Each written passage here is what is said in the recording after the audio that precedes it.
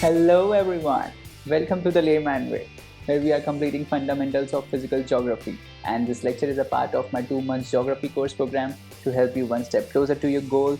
And guys, this program is all free, so don't forget to smash that like button, subscribe, and also turn on the notifications. Alright, if you want to view our full course, you can always click on the I button in the top right corner and view our full playlist. And guys, if you are following this program, do not forget to leave a comment down below about your progress in the course, guys, so that we can motivate one another. And let's get started. तो last lecture में हमने chemical weathering discuss किया था। हम weathering discuss कर रहे थे, जिसमें लास्ट लेक्चर में हमने केमिकल वेदरिंग को डिस्कस किया था। इस लेक्चर में हम मैकेनिकल वेदरिंग को डिस्कस करेंगे। हम देखेंगे कि मैकेनिकल वेदरिंग क्या होता है ना। तो चलिए स्टार्ट करते हैं आज का लेक्चर। तो फिज़िकल वेदरिंग, जैसे कि मैं बोल रहा था, फिज़िकल वेदरिंग सबसे पहले क्या होता है, जिसमें रॉक टूटता है, रॉक डिसइंटीग्रेट करता है, उसको हम बोलते हैं वेदरिंग, है ना। फिज़िकल क्या होगा? फिज़िकल मतलब कोई फोर्स की वजह से हो रहा है, जैसे केमिकल सॉल्यूशन में डिज़ोल्व होने की वजह से हो रहा था। फिज़िकल मतलब कोई फोर्स लगेगा, मतलब जैसे मान लो मैंने हैमर मारा किसी स्टोन पे या किसी रॉक पे, तो वो रॉक टूटता है ना। तो उस वजह से वो फोर्स लगता है, इस वजह से वो रॉक टूटता है, राइट। तो वही फिज़िकल वेदरिंग होता है। अब फिज़िकल वेदरिंग में क्या होता है, रॉक फोर्स की वजह से टूटता है। अब हमारा सारा जो कंसेप्ट है वो इस पे रिवॉल्व करता है कि ये फोर्स कहाँ से आएगा, है ना। ये फोर्स जहाँ से भी आएगा, उसी जहाँ मतलब मान लो अगर कहीं एक्स वाई जेड लोकेशन से आ रहा है तो उसको अलग वेदरिंग बोलेंगे, कहीं और से आ रहा है तो उसको अलग बोलेंगे। मतलब क्लासिफिकेशन जो फिज़िकल वेदरिंग का है वो on the basis of force है, कि फोर्स कहाँ से आ रहा है, ठीक है। तो चलिए डिस्कस करते हैं कि पहला पहला हम देखते हैं अनलोडिंग एंड एक्सपेंशन। तो अनलोडिंग एंड एक्सपेंशन की वजह से रॉक टूटता है। अब ये क्या है अनलोडिंग एंड एक्सपेंशन? देखो सिंपल है बहुत। पहले तो वर्ड पे ही ध्यान दो कि अनलोडिंग एंड एक्सपेंशन, इसका मतलब ही क्या है। देखो लोड का मतलब क्या होता है, किसी चीज़ पे कोई भार लग जाए, है ना, कोई फोर्स लग जाए। लोड वही होता है, फोर्स लग जाए, प्रेशर लग जाए, है ना। अब आपको पढ़ाई का बहुत लोड है ना, यूपीएससी की प्रिपरेशन कर रहे हो, पढ़ाई का बहुत लोड है। तो अगर यही मैं आपसे बोलूँ कि जाओ मज़े करो, है ना, मूवी देखो, तो वो पढ़ना नहीं पड़ेगा आपको, तो लोड कम हो जाएगा, है ना। तो अनलोड हो जाएगा बेसिकली। तो आपके ऊपर जो एक्सटर्नल प्रेशर लग रहा है, पढ़ाई का जो एक्सटर्नल प्रेशर है, अगर मैं उसको हटा दूँ तो वो अनलोड हो जाएगा, ठीक है। तो ये सिंपल कंसेप्ट है कि अगर कोई कहीं से कोई प्रेशर लग रहा है, किसी रॉक पे कोई प्रेशर लग रहा है ऊपर से, और वो प्रेशर किसी तरह मैं हटा दूँ, ठीक है, तो उस पर उसका अंदर का जो फोर्स है वो इतना बढ़ जाएगा कि वो मतलब प्रेशर डिफरेंस आ जाएगा कुल मिला के, ठीक है ना। मान लो कि एक रॉक है ना, उसके ऊपर से बहुत ज़्यादा फोर्स लग रहा है, ऊपर कहीं ऊपर और रॉक्स होंगे, और रॉक्स की वजह से इस रॉक पे बहुत फोर्स लग रहा है। तो एट प्रेजेंट कंडीशन क्या है कि ये इक्विलिब्रियम में है, क्योंकि रॉक का इंटरनल फोर्स भी इसको बैलेंस कर रहा है ना। अगर इक्विलिब्रियम में नहीं होता तो ये रॉक टूट जाता, ठीक है। अब मैंने यही फोर्स अगर हटा दिया तो क्या होगा, अंदर का फोर्स नेचुरली बढ़ जाएगा, है ना।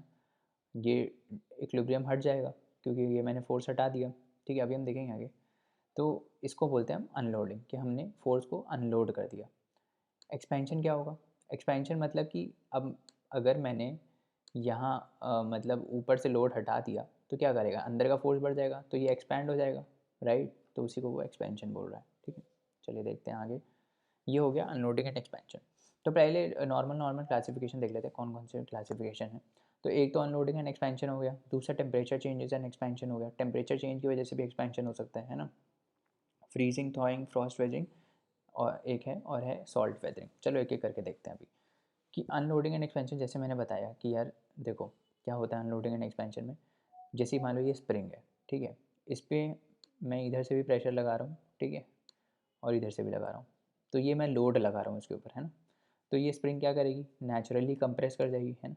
नॉर्मल सी बात है, स्प्रिंग कंप्रेस कर जाएगी। ये लोड लगा दिया मैंने, ठीक है। अब देखो ये स्प्रिंग है, जैसे मैं बोला था ना, ये स्प्रिंग है, राइट, ये स्प्रिंग है, इसके ऊपर ये लोड लग रहा है। ये बंदा बैठ गया इसके ऊपर, तो ये ऊपर से लोड लगा रहा है इसके ऊपर, है ना। तो ये स्प्रिंग कंप्रेस हो गई। अब यही लोड अगर मैंने हटा दिया, अगर इसी लोड को मैंने हटा दिया तो क्या होगा, ऊपर से अब कोई प्रेशर लगेगा नहीं, कोई लोड है नहीं, तो क्या होगा, जो इसका इंटरनल फोर्स था, जो यहाँ पे फोर्स लग रहा था, वो अब अनबैलेंस हो जाएगा, और ये उसको ऊपर फेंका देगा। मतलब ये पूरा स्प्रिंग जो है वो ऊपर फिर से आ जाएगा, जो यहाँ जो ऐसा था स्प्रिंग, अब वो ऊपर आ जाएगा क्योंकि अंदर का फोर्स इसको इक्विलिब्रियम में आना है। अब अंदर का फोर्स जो है वो इसको काउंटर कर लेगा और ये ऊपर आ जाएगा, है ना। यही है, सेम चीज़ रॉक में होती है, सेम चीज़ एग्जैक्ट। अब मान लो ये स्प्रिंग की जगह एक रॉक है, रॉक में भी सेम कंसेप्ट होता है, ये स्प्रिंग की जगह रॉक है, ठीक है। अब बट ये जो फोर्स है ना, जो मैं बोला था ये बच्चा बैठा हुआ है इसकी वजह से फोर्स आ रहा है, बट जो रॉक में फोर्स होता है ये ऊपर रॉक की वजह से होता है, जो इसके ऊपर रॉक होते हैं। जैसे ये देखो, नीचे वाला फिगर देखो, ये मेरा रॉक है, ठीक है, इसके ऊपर ये पूरा क्रस्ट है, पूरा ये क्रस्ट का रॉक है, ठीक है। अब इस रॉक पे फोर्स जो आ रहा है वो ऊपर से लग रहा है, ठीक है, ऊपर से लग रहा है फोर्स, ऐसे लग रहा है ऊपर, है ना।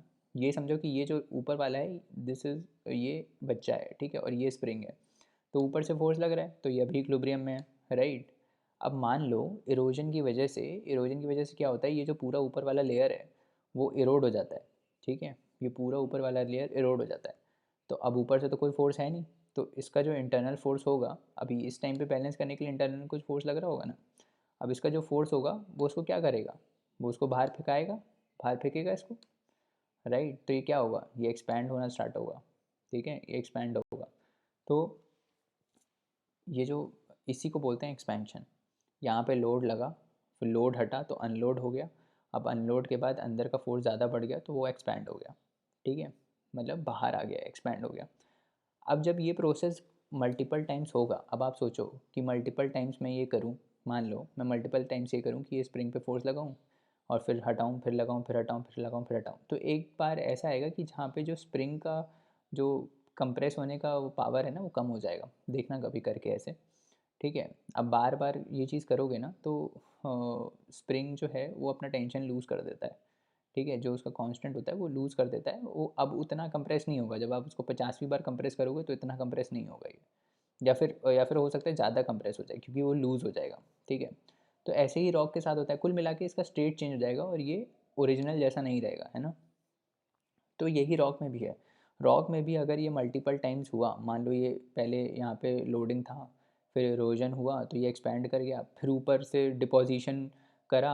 अब इरोजन हो रहा है, इरोजन विंड करती है, यहाँ से इरोड करेगी तो कहीं डिपॉजिट भी करेगी, ठीक है। तो फिर एक्चुअली पहले ये हुआ, पहले ये अनलोडिंग हो गया, फिर मान लो यहाँ पे फिर से डिपोजिशन हो जाता है, तो फिर लोड लग गया, फिर इरोजन हुआ तो फिर हट गया, फिर डिपोजिशन हुआ, तो ऐसे ही कंटिन्यूस प्रोसेस चलता रहेगा। तो उसकी वजह से क्या होता है कि कभी प्रेशर लग रहा है फिर हट गया, फिर लग रहा है फिर हट गया, तो वो क्या हो जाएगा, उसको वो उसकी वजह से क्या होगा, रॉक डिसइंटीग्रेट होने लगेगा। समझ में आ रहा है, बहुत ही सिंपल है। देखो ये रॉक है, यहाँ ऊपर से प्रेशर लग रहा था, ठीक है, इरोजन की वजह से ये अभी इक्विलिब्रियम में था तो अंदर से भी प्रेशर बैलेंस कर रहा था, ठीक है। इरोजन की वजह से ये ऊपर वाला हट गया, ऊपर वाला हट गया तो ऊपर वाला फोर्स हट गया, ऊपर वाला फोर्स हट गया तो अंदर का फोर्स बढ़ गया, अंदर का फोर्स बढ़ गया तो ये एक्सपैंड हो गया। ये हो गया पहला प्रोसेस, ठीक है। अब फिर से विंड ने इसके ऊपर डिपोजिशन स्टार्ट किया, ठीक है, फिर से इसके ऊपर प्रेशर लगने लगा, ठीक है, फिर से अंदर के स्ट्रेसेस जनरेट हुआ, उसको बैलेंस करा, फिर इरोजन हुआ, फिर इरोजन से ऊपर के हट गए, फिर ही एक्सपैंड हुआ। तो ये मल्टीपल टाइम होने की वजह से रॉक जो है वो डिसइंटीग्रेट कर जाता है, अंदर इंटरनल स्ट्रेसेस उसको उसको ब्रेक कर देते हैं, रॉक को ब्रेक कर देते हैं। तो इसी को बोलते हैं हम अनलोडिंग एंड एक्सपेंशन, ठीक है कि समझ में आ गया होगा। दूसरा पढ़ते हैं टेम्परेचर चेंजेस एंड एक्सपेंशन। अब टेम्परेचर चेंज की वजह से कैसे होता है, चलो देखते हैं। देखो अब क्या होता है, मान लो अब आपको ये तो पता है टेम्परेचर बहुत ज़्यादा होगा तो कोई चीज़ एक्सपैंड करती है, ठीक है, हाँ, वाटर को छोड़ के, मतलब वाटर इनिशियली जो है कूल करने पे एक्सपैंड करता है, बट मतलब नॉर्मली जितनी भी चीज़ होती है, जैसे रॉक की मैं बात करूँ तो रॉक पे अगर बहुत ज़्यादा टेम्परेचर लग रहा है, बहुत हाई टेम्परेचर, मतलब मान लो जैसे डेजर्ट, डेजर्ट बहुत अच्छा एग्जांपल है। अब डेजर्ट में क्या होता है, दिन में बहुत हाई टेम्परेचर होता है, तो दिन में बहुत हाई टेम्परेचर होने की वजह से उसका जो, अब जैसे देखो मान लो क्या बोलने का मतलब है कि मान लो ये रॉक है, ठीक है, और ये इसके ऊपर सनलाइट पड़ रही है, तो रॉक का इनर कोर भी होगा एक, मतलब पूरा लेयर से बना रहता है ना, ऐसे होता है फिर ऐसे होता है, मतलब कुल मिला के पूरा लेयर होता है, ठीक है। तो मैं अभी एक रॉक बना देता हूँ, ठीक है, यहाँ पे सनलाइट पड़ रही है, ठीक है, और ये इसका कोर है। तो जब सनलाइट पड़ेगी तो क्या होगा, बाहर वाली लेयर्स जो हैं वो हीटअप होना स्टार्ट होंगी, ठीक है। जनरली क्या होता है कि जब सनलाइट पड़ती है डेजर्ट में रॉक के ऊपर तो बाहर वाली लेयर बहुत हीटअप कर जाती हैं, बहुत ज़्यादा हीटअप कर जाती हैं, क्योंकि बहुत टेम्परेचर होता है, 50 डिग्री इस टाइप से टेम्परेचर रहता है, तो ये हीटअप कर जाती हैं, जबकि अंदर का जो कोर होता है वो अभी भी कूल रहता है, ठीक है, वो धीरे धीरे हीटअप होता है, मतलब ज़्यादा नहीं होता है। तो इसमें अगर मैं ये बोलूँ कि ये और ये आउटर लेयर, इनमें टेम्परेचर डिफरेंस मिलेगा आपको, और वो भी बहुत ज़्यादा मिलेगा। ठीक है, अब मान लो ये हो गया, मान लो, अरे यार, मान लो ये ऐसे था। ठीक है, सनलाइट पड़ रहा था, बाहर की लेयर हीटअप हो गई, अंदर वाली अभी भी रिलेटिवली कूल है। फिर क्या हुआ नाइट में, क्या हुआ कि नाइट में ये टेम्परेचर बहुत कूल डाउन हो गया। डेजर्ट में ये तो होता है, टेम्परेचर ऐसे मान लो 1 डिग्री हो गया। ठीक है, लेट से 1 डिग्री हो गया टेम्परेचर, मान लो। दिन में 40, दिन में 50 डिग्री था। ठीक है, तो आउटर लेयर बहुत ज़्यादा हीटअप कर गई, और रात में 1 डिग्री हो गया। तो क्या होगा, ये आउटर लेयर बहुत जल्दी कूल करेगी। ठीक है, बहुत जल्दी इसका टेम्परेचर डाउन हो जाएगा। तो जब भी टेम्परेचर की बढ़ता है किसी चीज़ का, तो वो चीज़ की आदत होती है कि वो एक्सपैंड करती है। एक्सपैंड इसलिए करती है क्योंकि अंदर जो पार्टिकल्स के पास एनर्जी बहुत ज़्यादा आ जाती है, तो वो बाहर जाने की कोशिश करते हैं। ठीक है, वो जब पार्टिकल्स बाहर जाने की कोशिश करते हैं, तो वो चीज़ जो है वो एक्सपैंड करती है। हमेशा कोई भी चीज़ होगी, वो उसका टेम्परेचर आप बढ़ाओगे तो उसका टेंडेंसी है कि वो एक्सपैंड करेगा, क्योंकि अंदर मॉलिक्यूल्स के पास बहुत एनर्जी हो जाती है, तो वो बाहर जाना चाहते हैं। समझ रहे हो ना, बाहर जाना चाहते हैं। इस वजह से जब आपको गुस्सा आता है, आपका बॉडी का टेम्परेचर बहुत बढ़ता है, तो आप फ्रस्ट्रेशन में बाहर उसको स्पिट आउट करते हो ना, वैसा ही सिस्टम है यहाँ पे भी, कि बहुत ज़्यादा टेम्परेचर हुआ अगर, तो मॉलिक्यूल्स बाहर आने की कोशिश करते हैं, तो वो चीज़ एक्सपैंड करती है। और जब बहुत कूल डाउन हो जाती है ना चीज़, है ना, तो बहुत जब कूल डाउन हो जाती है तो वो कॉन्ट्रैक्ट करती है। ठीक है, बहुत ही ज़्यादा कॉन्ट्रैक्ट कर देती है। तो अगर ये इनिशियली दिन में एक्सपैंड हुआ और रात में कॉन्ट्रैक्ट हो रहा है, तो क्या होगा, स्ट्रेस जनरेट होगा रॉक में। और यही चीज़ रोज़ अगर होगी, समझ रहे हो, डेजर्ट में तो रोज़ यही काम होता है ना। अगर ये चीज़ रोज़ होगी तो क्या होगा, रॉक टूटने लगेगा धीरे धीरे, उसमें स्ट्रेस जनरेट हो जाएगा। ठीक है, और वो टूटने लगेगा धीरे धीरे। तो इसी यही टेम्परेचर चेंज जो है, इसकी वजह से डिसइंटीग्रेशन होता है रॉक का। क्या होता है, फिर से समझा देता हूँ क्या होता है। टेम्परेचर जब बहुत ज़्यादा होता है तो बाहर वाला लेयर एक्सपैंड करता है, और जब वही टेम्परेचर बहुत डाउन हो जाता है, ठीक है, तो वो बाहर वाला लेयर कॉन्ट्रैक्ट करता है, और अंदर वाला उतनी तेज़ी से नहीं कर पाता है, क्योंकि ये तो सिर्फ आउटर लेयर डायरेक्ट एक्सपोजर में है। ठीक है, तो जब ऐसा होता है, जब बाहर वाली लेयर एक्सपैंड कर रही है फिर कॉन्ट्रैक्ट कर रही है, तो स्ट्रेसेस जनरेट होते हैं रॉक के अंदर, जिसकी वजह से वो डिसइंटीग्रेट करने लगता है। ठीक है, और इस प्रोसेस की वजह से क्या होता है, इस प्रोसेस की वजह से जो रॉक होता है ना, उसमें ऐसे लेयर्स बन जाती हैं, ऐसे करके लेयर्स बन जाती हैं। मान लो जैसे कि ये रॉक था, राइट, ये कोई रॉक था। ठीक है, तो इस टाइप की, देखो, इस टाइप की लेयर्स बन जाती हैं। ठीक है, ऐसे करके ये लेयर टूटती रहती हैं। ठीक है, तो इसी को बोलते हैं अनियन पीलिंग। अनियन, कभी प्याज देखा है, प्याज में ऐसे ही होता है ना, लेयर्स डिफरेंट डिफरेंट बनी रहती हैं, बाहर से आप छीलते जाते हो, है ना। तो उसी टाइप का ही स्ट्रक्चर रहता है, तो इसीलिए इसको बोलते हैं अनियन पीलिंग, इसका नाम है। बट टेक्निकल नेम इसका है एक्सफोलिएशन। फोलिएशन हमने पढ़ा था, याद है, फोलिएशन मतलब हमने पढ़ा था कि लेयर्स में होती हैं। रॉक जो होता है वो लेयर्स में, मेटामॉर्फिक रॉक में जब हम फोलिएशन पढ़ रहे थे, तो हमने पढ़ा था कि जो रॉक है उसमें डिफरेंट मिनरल्स का लेयर्स बना रहता है। ठीक है, अब यही लेयर अगर टूटने लगे ना, तो उसको बोलते हैं एक्सफोलिएशन। फोलिएशन मतलब लेयर्स बनी, एक्सफोलिएशन मतलब वो लेयर्स टूट गई। ठीक है, समझ में आ रहा है, सिंपल है। ठीक है, तो ये कहाँ पर होता है, जैसे मैं बता रहा था कि ये डेजर्ट क्लाइमेट में होता है, ड्राई क्लाइमेट्स, बहुत ही ड्राई क्लाइमेट्स, और हाई एलिवेशन। हाई एलिवेशन क्यों बोल रहे हैं, क्योंकि देखो, हाई एलिवेशन जब होगा, मतलब डेजर्ट में माउंटेन है मान लो, ठीक है, तो हाई एलिवेशन पे एक तो आपका जल्दी से बहुत सनलाइट बहुत जल्दी आ जाएगी, और वो बहुत हीटअप कर देगी उसको। ठीक है, और जब कूल होता है तो कूल भी बहुत जल्दी होता है वो, है ना। जो भी चीज़ एलिवेशन पे होती है वो हीटअप और कूल बहुत जल्दी जल्दी होती है ना। तो इसी वजह से क्या होता है कि स्ट्रेसेस जनरेट होते हैं रॉक्स के अंदर, और वो जब स्ट्रेसेस जनरेट होते हैं तो क्या करते हैं, और डिसइंटीग्रेट करते हैं रॉक्स को, है ना।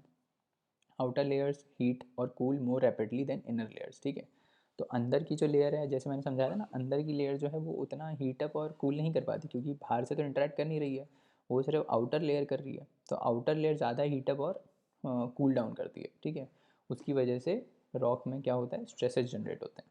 ठीक है, तो इस वजह से टूट सकता है। ठीक है, इस वजह से भी टूट सकता है। अब देखते हैं फ्रीजिंग, थॉविंग एंड फ्रॉस्ट वेजिंग क्या होता है। देखो, नाम से, देखो, नाम से ही समझ में आएगा सब चीज़ें, नाम में ही सब कुछ रखा है।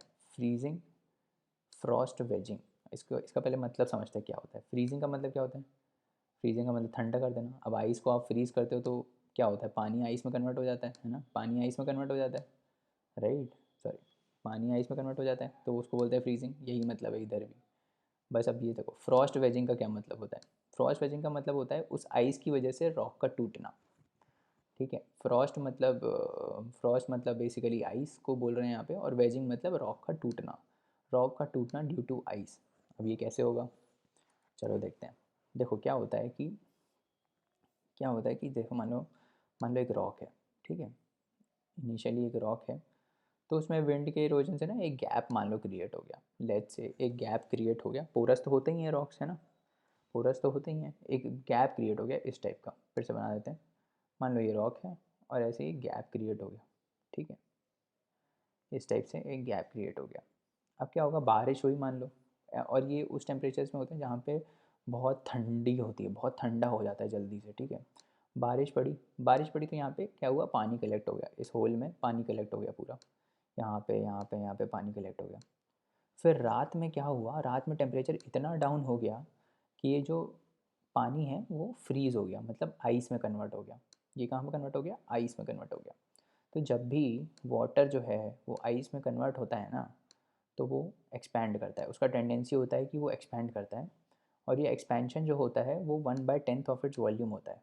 समझ में आ रहा है।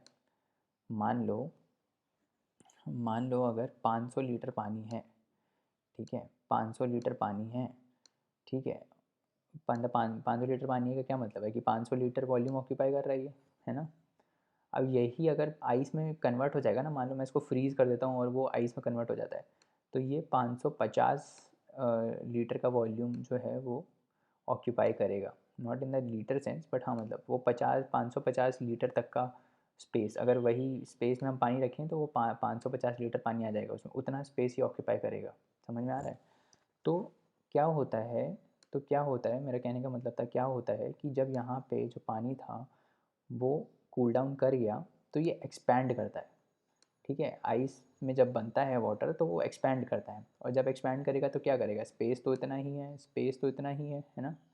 जब यहाँ से आइस एक्सपैंड करना मतलब वाटर जब आइस में कन्वर्ट हो रहा है तो वो एक्सपेंशन स्टार्ट होगा, तो क्या होगा, यहाँ पे फोर्स लगाएगा, यहाँ पे फोर्स लगाएगा, यहाँ पे फोर्स लगाएगा, तो क्या होगा, जब फोर्स लगेगा स्ट्रेस जनरेट होगा, तो ये क्रैक बढ़ता चला जाएगा, ये क्रैक बढ़ा, और ये रिपीटेटिव होगा, मतलब पहले रात में आइस बना, फिर सुबह वाटर बन गया, फिर रात में आइस बना, फिर वाटर बन गया, ठीक है। तो धीरे धीरे क्या होता है, ये जो गैप है ये बढ़ता चला जाता है, ठीक है, धीरे धीरे स्ट्रेस बढ़ता है, थोड़ा बढ़ता चला जाता है, और एंड में ये क्या होता है, ये एंड में ऐसे टूट जाएगा, ठीक है। तो क्या हो गया, रॉक डिसइंटीग्रेट हो गया। ये देखो, ये पानी आया यहाँ पे, ये आइस में बन गया, और आइस की वजह से यहाँ क्या हुआ, स्ट्रेस पड़ा तो ये रॉक टूटा, और ये रॉक ऐसे हो गया, मतलब ये एक्चुअली में इनिशियली इतना होगा पूरा रॉक, ठीक है, बट बाद में आप देख रहे हो एंड में ये इतना टूट गया, ठीक है। तो वही है कि water freezes, it expand by 1/10 of its volume, ठीक है, और वो क्रैक को बढ़ा देता है, डीपन कर देता है, ठीक है। और ये मोस्टली कहाँ होता है, माउंटेन्स में। क्यों होता है माउंटेन्स में, क्योंकि वहीं पे ही जो है आइस, मतलब इतना टेम्परेचर डाउन चला जाता है कि वो जो वाटर है वो आइस में कन्वर्ट करने का पोटेंशियल रखता है, ठीक है। तो ये माउंटेन्स में आपको ये चीज़ मिलेगी, ठीक है। और यही जब चीज़ ये जो जब माउंटेन्स में होता है, ये माउंटेन्स में जब ये होता है, ठीक है, तो माउंटेन्स में जब ये होता है और ये गिरता है बेसिकली, ठीक है, ये मतलब टूट के नीचे गिरता है, तो ये माउंटेन की फुट पे आ जाता है। तो अब जब ये माउंटेन की फुट पे आ जाता है तो उसको बोलते हैं स्क्रीज। आगे पढ़ेंगे, बट अभी इतना ही देखते हैं, है ना। फ्रीजिंग फ्रीजिंग की वजह से कैसे रॉक डिसइंटीग्रेट होता है ये हमने देख लिया, ठीक है। अब आगे बढ़ते हैं, सॉल्ट वेदरिंग क्या होता है।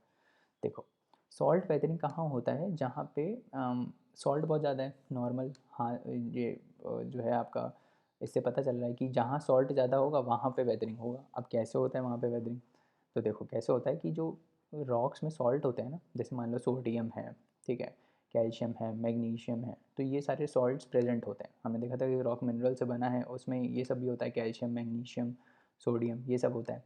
तो जब टेम्परेचर बहुत हाई होता है, ठीक है, तो जब बहुत ज़्यादा इस पर हाई टेम्परेचर होता है तो हमने देखा था ना कि एक्सपैंड करता है, तो ये भी एक्सपैंड करते हैं, ये सॉल्ट्स भी एक्सपैंड करते हैं, ठीक है। तो हाई टेम्परेचर्स में क्या होता है, ये जो सॉल्ट्स होते हैं वो एक्सपैंड करते हैं, ठीक है, फिर से वो एक्सपैंड करते हैं, और फिर रात में कूल डाउन होता है, तो फिर वो कॉन्ट्रैक्ट करते हैं, तो इस कॉन्ट्रैक्शन और उससे कॉन्ट्रैक्शन और एक्सपेंशन से रॉक डिसइंटीग्रेट होता है, ठीक है। वो इसमें इस पूरे जो पैराग्राफ में उसमें बस यही बताया कि ये सॉल्ट की वजह से कैसे एक्सपेंशन और वो होता है। अब इसको पढ़ भी लेते हैं। Salts in rocks expand due to heat, hydration and crystallisation, ठीक है। पानी की वजह से भी हो सकता है, क्योंकि पानी देखो, अब ये सॉल्ट्स जो हैं वो पानी में भी डिजोल्वेबल होते हैं। हमने देखा था ना केमिकल वेदरिंग में कि भाई पानी में सॉल्ट्स जो डिजोल्व अगर हो जाए तो रॉक डिसइंटीग्रेट कर जाता है। तो यहाँ पे दोनों चीज़ें हो रही हैं, केमिकल भी हो रहा है और फिजिकल भी हो रहा है। अब हाइड्रेशन की वजह से ये डिज़ोल्व कर जाएंगे तो भी रॉक डिसइंटीग्रेट करेगा, है ना। और हीट की वजह से ये एक्सपैंड कर जाएंगे, जो ये सॉल्ट्स हैं वो एक्सपैंड कर जाएंगे और फिर रात में ये कूल कर जाएंगे।